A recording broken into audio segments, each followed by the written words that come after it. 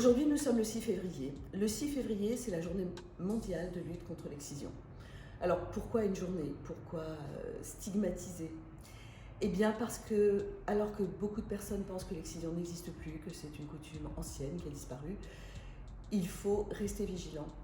En France, on estime que 120 000 femmes et petites filles vivent avec l'excision. Et dans le monde, les chiffres sont extrêmement importants.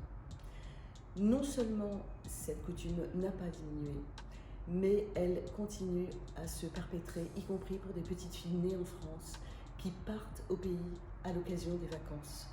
Alors évidemment, la première question que tout le monde se pose, c'est pourquoi est-ce qu'on coupe les petites filles? Ça paraît complètement étrange.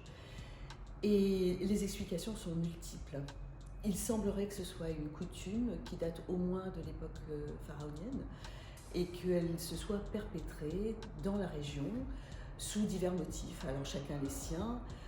Certains ont de très jolies légendes pour expliquer qu'il faut extirper de la femme ce qui est masculin, tout comme on circoncie les petits garçons pour extirper de chez eux ce qui est féminin.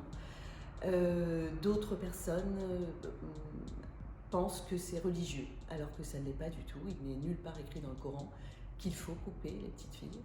L'explication logique qu'on peut garder aujourd'hui, c'est que c'est encore une fois un pouvoir que l'on prend sur le corps des femmes en décidant que, eh bien, elles n'auront pas le droit à la sexualité, au plaisir.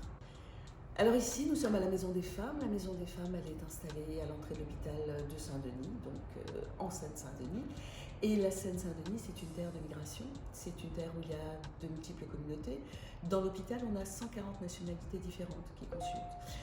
Et nous avons pris conscience assez vite que parmi les patientes qui venaient consulter, notamment qui venaient accoucher, une grande partie d'entre elles étaient excisées.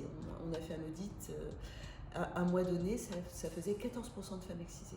Donc on s'est dit, bon, si quelqu'un doit s'occuper de l'excision quelque part, c'est nous, ici à Saint-Denis. Pour nous, c'est aussi une action républicaine et laïque, puisque beaucoup de gens se cachent derrière les religions pour faire des choses tout à fait inacceptables aux femmes, et que d'essayer d'expliquer aux femmes que la religion n'a rien à voir, et qu'on peut avoir des croyances, mais que dans la société civile, elles ne doivent pas prendre le dessus. C'est pour nous très important. Ça passe par l'accompagnement des femmes excisées, ça passe par l'accompagnement des jeunes filles qui pensent que le fait qu'elles aient déjà couché va les rendre totalement sans aucune valeur. Et nous luttons tous les jours contre toutes ces croyances dont beaucoup sont issues des religions, malheureusement.